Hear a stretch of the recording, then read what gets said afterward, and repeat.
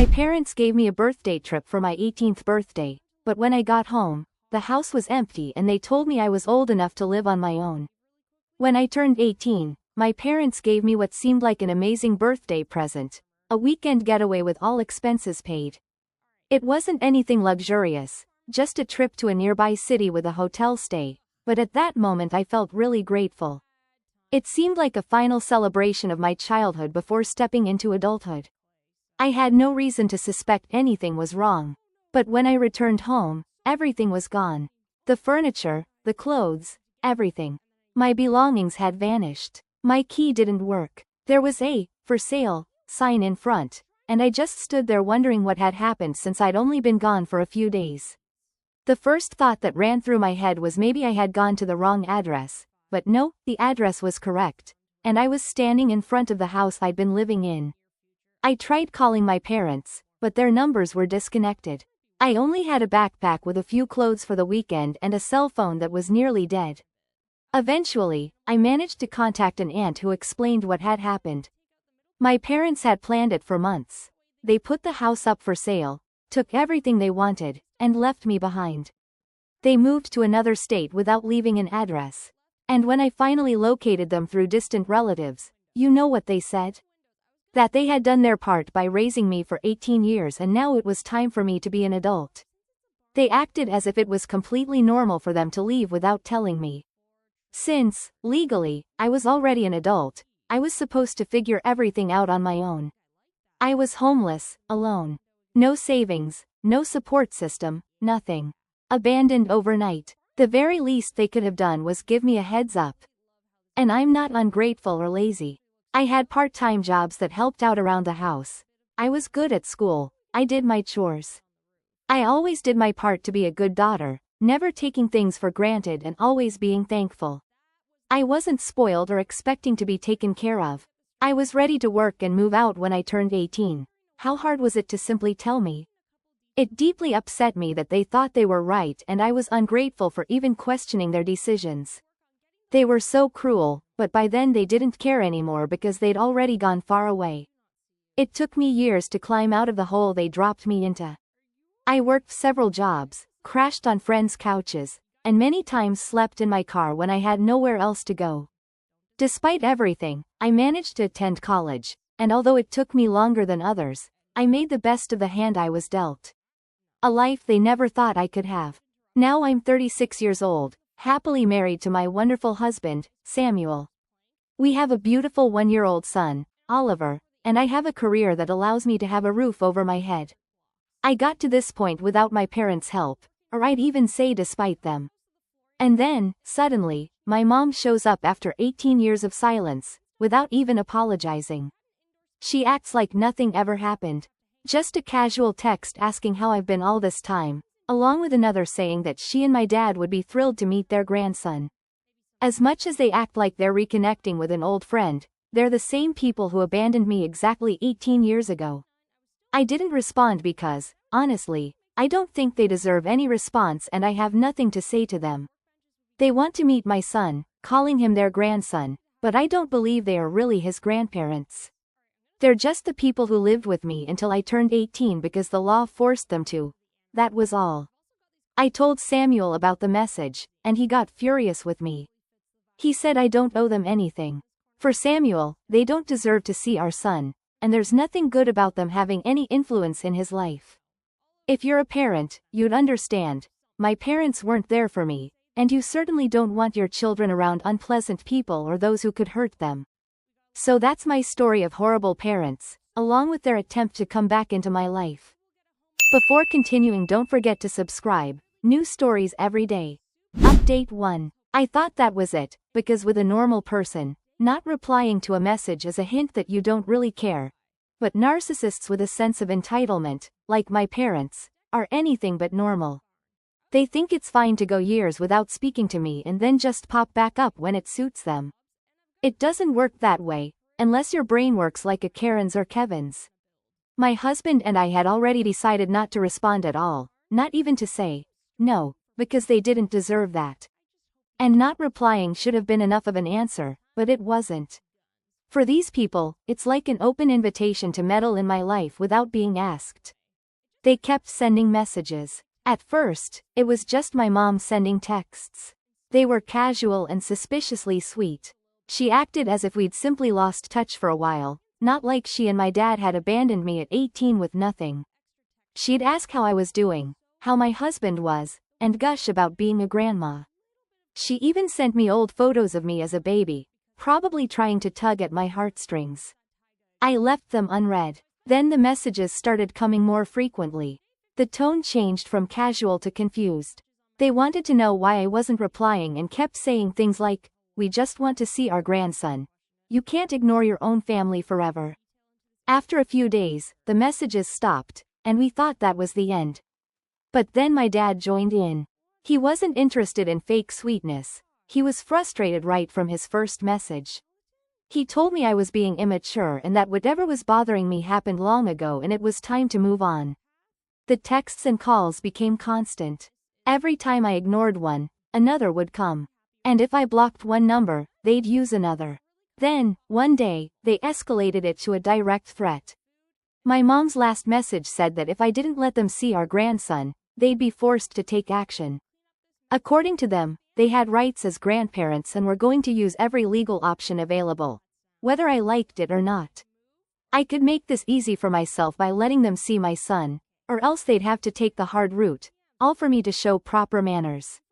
Since I wasn't going to entertain that absurdity, they came back with something even worse. They messaged me from yet another different number, saying they were going to call Child Protective Services.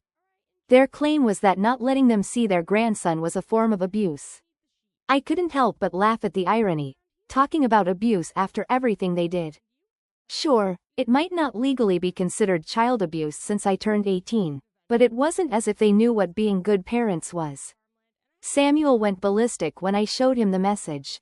He said that if they even dared file a false report or try to sue us over anything, it wouldn't be good for them, not in the slightest. And I don't think it's wrong to treat parents like that. They don't deserve anything, let alone sending me those idiocies. I know they don't have any real case with Child Protective Services. I mean, we're good parents. Oliver is safe, loved, and well taken care of. But just the fact that they made that threat tells me everything I need to know. I don't know what their ultimate goal is. Maybe they think they can intimidate me into giving in. Maybe they're hoping I'll panic and let them in just to avoid trouble. Maybe they're just angry because I refuse to pretend that the past never happened. But here's the thing. I'm no longer 18, and I don't need them in my life anymore. They sure gave me a lesson when they left me on the street, and now they're about to see the consequences. I survived without them and built a life without them. Now, they're not needed for anything. Maybe they realize that abandoning me to live their own lives has consequences, and now they want to reclaim me because their lives are empty. Well, things could be even emptier if they decide to stir up a hornet's nest. We're documenting everything, every message and every voicemail. If they want to play dirty, fine. But they have no idea who they're messing with. Update 2. A few weeks ago, they were just bombarding me with messages and threats, trying to make me feel guilty so I'd let them see Oliver. And now, they've found out where we live. After they threatened to call social services, Samuel and I decided to consult a lawyer. We needed to know what our rights were and to make sure we were protected in case they actually tried something. We even stopped answering unknown numbers in case they tried reaching out in other ways. The lawyer reassured us that they have no legal basis for their claims. Grandparent rights only apply in extreme cases, usually when there's a pre-existing established relationship with the child. My parents haven't been in my life since I was a teenager, and certainly they haven't been in Oliver's life. Even so, the lawyer advised us to stay alert. Some people, when they realize they can't win legally, try to win by intimidation. And that's exactly what happened. A few days ago, they showed up at our house. I was alone with Oliver at that moment. Samuel was at work. Since I work from home, it was just the two of us. I just put Oliver down for his nap when I heard pounding at the door. At first, I thought it was a delivery, but then the knocking got louder and more persistent. I looked through the peephole and there they were. The worst parents in the world. We'd never given them our address. How did they find us? Had they hired someone, tracked down an old document? I don't know, and at that point, honestly, it didn't matter because the only thing that mattered was that they were there. And they didn't come empty-handed. My mom was holding a bag of gifts, probably for Oliver, a manipulative attempt to appear as loving grandparents. My dad was right behind her, arms crossed, looking annoyed because I wasn't opening the door. I didn't answer at all, even though it wouldn't have been hard to tell someone was at the door with a car parked out front. My mom's voice came through the door, overly sweet to the point of being sickening. She said they only wanted to talk, that they'd come a long way to see their grandson, and that I needed to be reasonable. I didn't answer. I just stood there, phone in hand, trying to decide what to do. That's when the tone changed. The saccharine act was over, and she started demanding that I let them in. By then, her yelling had reached a fever pitch because they felt their trip hadn't been worth it if they couldn't get in for a few minutes. My dad joined in the yelling, complaining about high gas prices and how he didn't like wasting time. Then they started pounding on the door so hard that if it weren't sturdy enough, it might have been torn down. I grabbed Oliver from his crib, worried that the noise would wake him up and make him cry, which would only encourage them further. Also, if they managed to get in, I wanted to run and lock myself in a room while I waited for the police, whom I called as soon as I had my son in my arms. I then called Samuel immediately, and as soon as he answered, I whispered what was happening. He was furious. He told me to lock everything up, get away from the windows, and that if they didn't leave right away, I should call the police again. But I told him I'd already done that. My mom's voice changed once more. Suddenly it became calm again, as if she hadn't been shouting moments earlier. She said they'd give me one last chance to do the right thing and let them in. If I didn't, I was going to regret it. I yelled through the door that the police were on their way and that if they didn't leave immediately, I wouldn't withdraw my report. They hesitated for a moment and then finally left. But not before leaving their mark. My dad kicked one of our porch planters, shattering it on the ground. Samuel arrived shortly after and wanted to run after them, but I begged him not to. We had to be smart. That very night, we made a decision. We left. We packed the essentials and went straight to my in-laws' house. We're no longer safe here. If they found us once, they could do it again. And now that they've crossed the line into outright harassment, we have no idea what their next move will be. Our next step was to file a police report and talk to our lawyer about a restraining order. Samuel even considered getting a weapon, but I'm not comfortable with having one in the house. We hope that the legal route will be enough and that we won't have to go that far. Update 3. It's been a week since we left our house and moved in with my in-laws, and here I feel safe. Well, as safe as I can be given the circumstances. There are more people in the house now, and I'm never alone. My husband's family has been incredibly supportive of both me and the situation.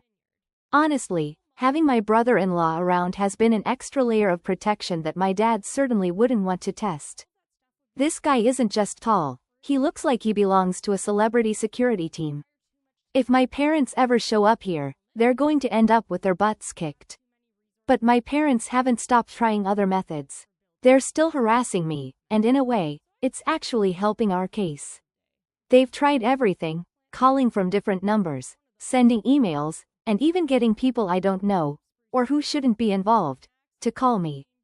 Now I finally understand why they were so bent on meeting my son. At first I thought it was just typical entitlement. They believed they could waltz back into my life and get whatever they wanted. But it turns out it was even more disgusting. I found out from a cousin that around the same time they discovered I had a son, one of my aunts had a newborn granddaughter. That's when it all clicked. I had forgotten just how obsessed my family was with being first. First child, first grandchild, first grandson. Everything was a competition, and now they saw a chance to beat my aunt. They didn't want to get to know Oliver because they suddenly cared about family. They wanted to show him off as a trophy, to make sure everyone in the extended family knew they had the first grandson. Not just any grandchild, but a boy.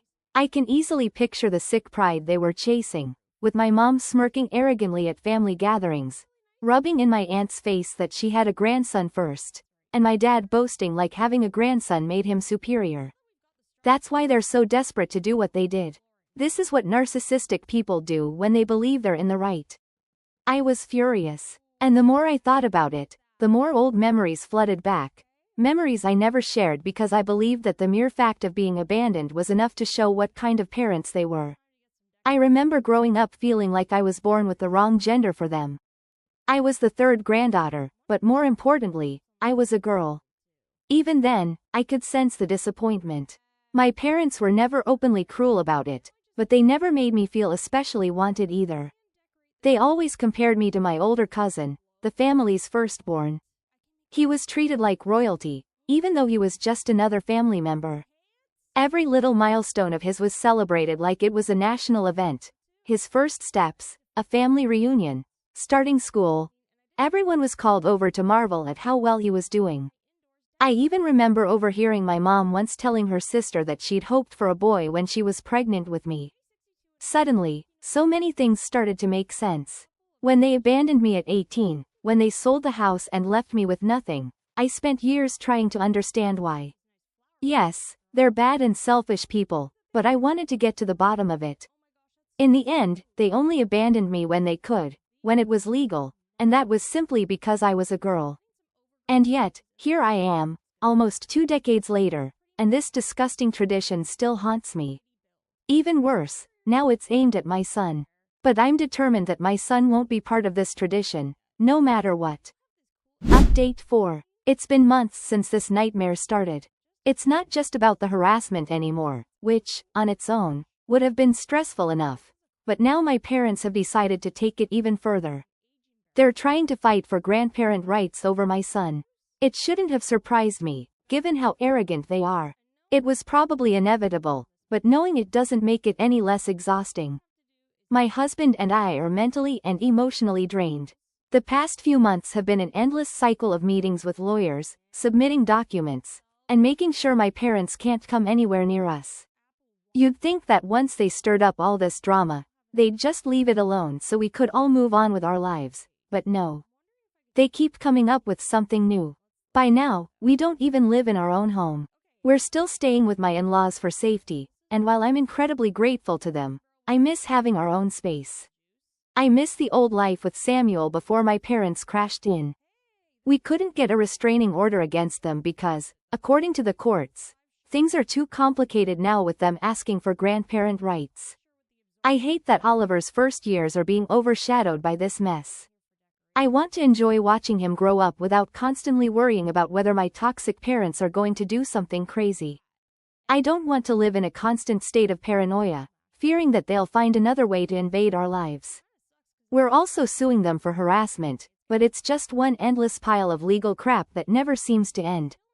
The idea was to show them that we wouldn't be intimidated by their antics.